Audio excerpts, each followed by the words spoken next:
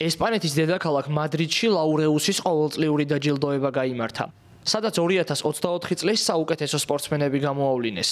ქალთა შორის საუკეთესოდ სიმონე ბაილსი დასახელდა. ამერიკელმა ტანმოვარჯიშემ პარიზის ოლიმპიადაზე 3 ოქროს medali და 1 ვერცხლი მოიპოვა.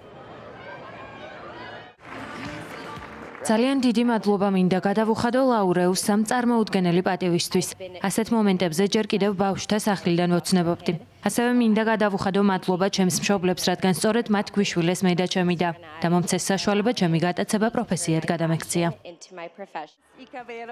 მამაკაცთა შორის საუკეთესო სპორტსმენი კი შვედი ჭოკით მხტომელი მონდო დუპლანტისი გახდა. ის გასული წლის ლაურეუსის ჯილდოს მფლობელმა ნოვაკ ჯოკოვიჩმა წარადგინა. მან ბოლო ოლიმპიადაზე ოქროს medali მოიპოვა და საკუთარი მსოფლიო რეკორდი ორჯერ გააუმჯობესა. მადლობა, ძალიან დიდი მადლობა ლაურეუსის აკადემიას ამ ჯილდოსთვის. ძალიან სასიხარულოა, როცა ასეთი ათლეტები შენზე ფიქრობენ, რომ ამ ჯილდოს ღირსი ხარ. წლის საუკეთესო გუნდად მადრიდის რეალი დასახელდა. მათ გასულ სეზონზე ჩემპიონთა ლიგა და ესპანეთის ლა ლიგა მოიგეს.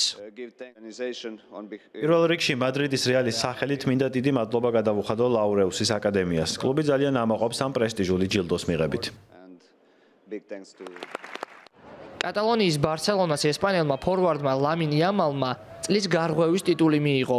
ის პირადად არ იმყოფებოდა მადრიდში, თუმცა მისმა თანამემამულემ ტიაგო ალკანტარამ წარადგინა ამ ჯილდოზე. გასულ წელს ეს ჯილდო მადრიდის რეალის ფეხბურთელს ჯუდ ბელინგემს ერგო. დიდი მადლობა ლაურეუსის აკადემიას. მე და ჩემი ოჯახი ძალიან ვამაყობთ ასეთი ჯილდოს მიღებით. ასევე არ მინდა დავივიწყო ესპანეთის ნაკრებისა და ბარსელონას ფეხბურთელები. მათთან ერთად თამაში კიდევ უფრო დამეხმარა ამ ჯილდოს მოპოვებაში.